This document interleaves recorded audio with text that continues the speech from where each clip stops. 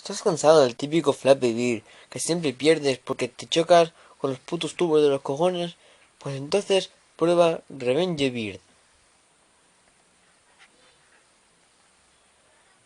Bueno, vamos a probarlo.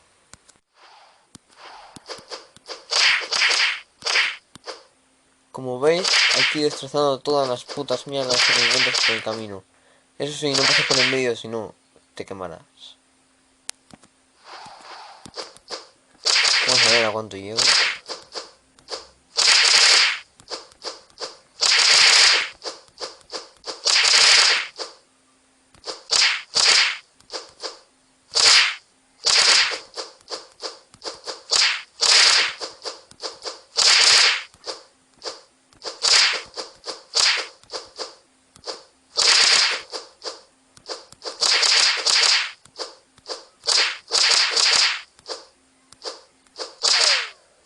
Oh, pues he llegado a 79.